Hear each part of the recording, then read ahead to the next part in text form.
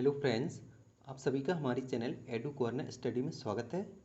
चलिए शुरू करते हैं आज की करंट अफेयर्स। आज का पहला क्वेश्चन है, केंद्र सरकार ने जीएसटी में बड़ी राहत देते हुए कितने लाख रुपए सालाना तक के टर्नओवर वाले कारोबारों को इस दायरे से बाहर रखने का फैसला लिया है? तो इसका आंसर है 40 लाख रुपए। वस्तु एवं सेवा कर जीएसटी में बड़ी राहत देते हुए केंद्र सरकार ने 40 लाख रुपए सालाना तक के टर्नओवर वाले कारोबारियों को इस दायरे से बाहर रखने का फैसला लिया है। इससे पहले जीएसटी से छूट की लिमिट 20 लाख रुपए सालाना टर्नओवर की थी। इसके अलावा 1.5 करोड़ रुपए तक के सालाना टर्नओवर वाली कंपनियां कंपोजिशन स्कीम का फ़ायदा ले सकती हैं और उन्हें सिर्फ 1% टैक्स ही अदा करना होगा। अगला प्रश्न है, भारतीय जूडो खिलाड़ी दीपांशु बालियान को नाडा के डोपिंग रोधी अनुशासन पैनल ने प्रतिबंधित पदार्थ फ्यूरोसेमाइड के सेवन के कारण कितने महीने के लिए निलंबित किया है? तो इसका आंसर है 22 महीने। भारतीय जूडो खिलाड़ी दीपांशु बालियान को राष्ट्रीय डोपिंग रोधी एजेंसी नाडा के डोपिंग रोधी अनुशासन पैनल ने प्रतिबंधित पदार्थ फ्यूरोसेमाइड के सेवन के कारण 22 महीने के लिए निलंबित किया है। अगला प्रश्न है, केंद्र सरकार खाद्य सामग्रियों में ट्रांस फैट 5% से घटाकर निम्न में से कितनी प्रतिशत करने की तैयारी कर रही है? तो इसका आंसर है 2%। भारतीय खाद्य सुरक्षा एवं मानक प्राधिकरण FSI वर्ष 2022 तक खाद्य सामग्रियों में ट्रांस फैट की मात्रा को कम कर 2% तक सीमित करने के लिए जल्द ही एक अधिनियम लाएगा। मौजूदा समय में FSSAI की वसा और तेलों में ट्रांस वसा सामग्री रहने की सीमा 5% है। अगला प्रश्न है, निम्न में से किस देश में खुदाई के दौरान 300 मीटर नीचे 3800 साल पुरानी किराट देवी की मूर्ति मिली है? इसका आंसर है नेपाल। नेपाल के धुलीखेल में करीब 3800 साल पुरानी किराट देवी की मूर्तियों के मिलने से पुरातत्वविद और विरासत को सहेजने वाले लोग उत्साहित हैं। इन मूर्तियों को ज़मीन से करीब 300 मीटर नीचे पाया गया। बताया जा रहा है कि यह मूर्ति नेपाल की सबसे पुरानी मूर्तियों में से एक है।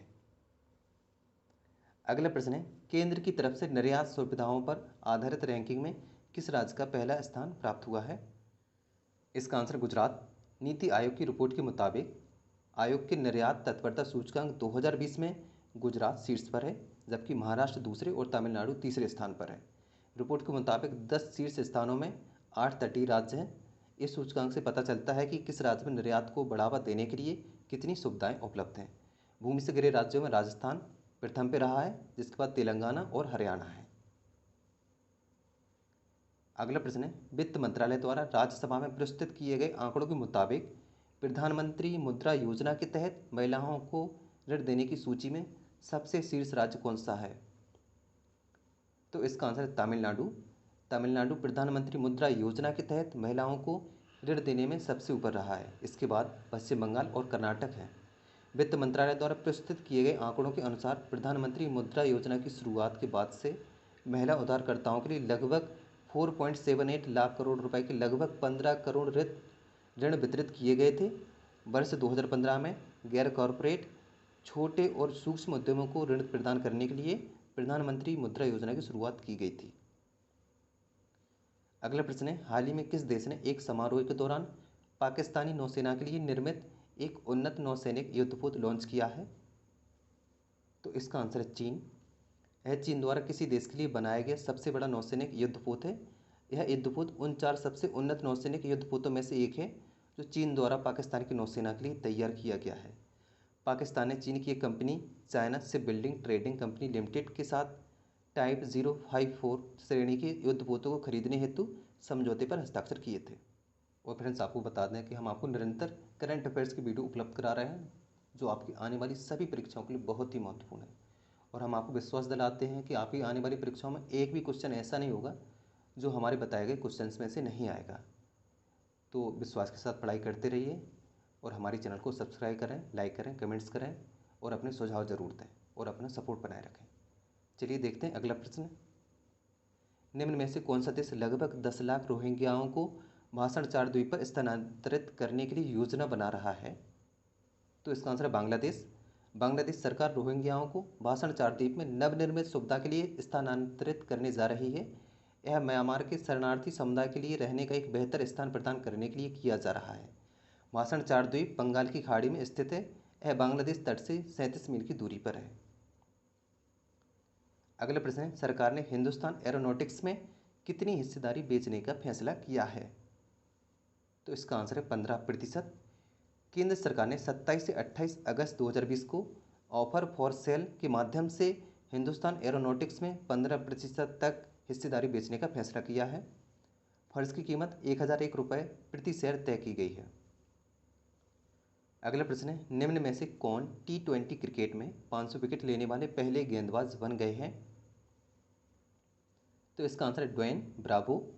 वेस्ट इंडीज़ के ऑलराउंडर ड्वेन ब्रावो को 26 अगस्त 2020 को T20 क्रिकेट में 500 विकेट लेने वाले पहले गेंदबाज के रूप में नवाजा गया है।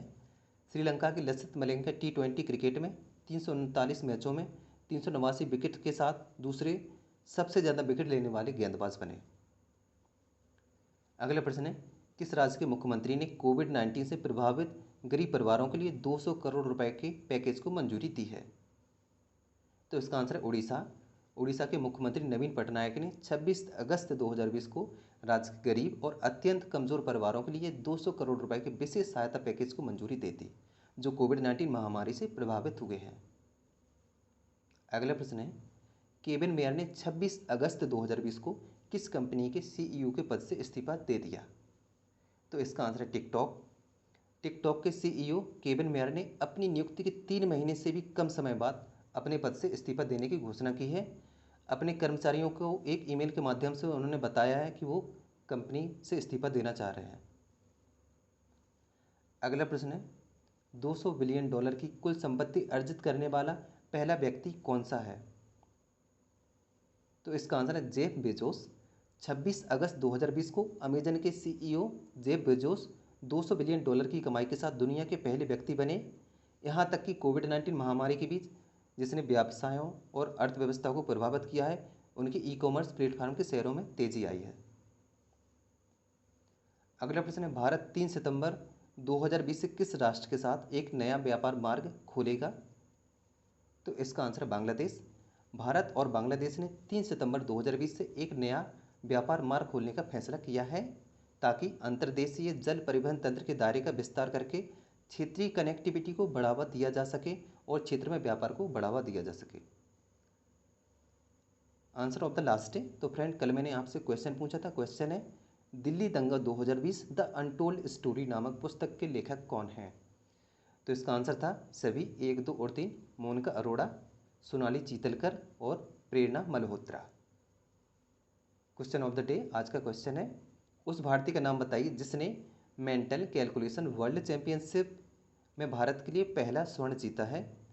तो फ्रेंड, इस क्वेश्चन का आंसर आपको कमेंट्स बॉक्स में देना है और इस क्वेश्चन के बारे में जितने ज़्यादा से ज़्यादा लिख सकते हैं ज़रूर लिखें। और फ्रेंड्स, यदि आपको हमारा वीडियो पसंद आया तो वीडियो को लाइक करें, कमेंट करें, शेयर करें और आपने अभी तक हमारे चैनल को सब्सक्राइब नहीं किया है तो कृपया सब्सक्राइब करें। साथ में बेल आइकन प्रेस करें, जिससे हमारी आने वाली सभी महत्वपूर्ण वीडियो की नोटिफिकेशन आपको हमेशा मिलती रहे। और इस वीडियो को PDF हमारे टेलीग्राम ग्रुप एडुकोना स्टडी से प्राप्त कर सकते हैं। साथ ही वीडियो के डिस्क्रिप्शन में लिंक दी गई, जहाँ से भी आप PDF डाउनलोड कर सकते हैं। तो चलिए, धन्यवाद।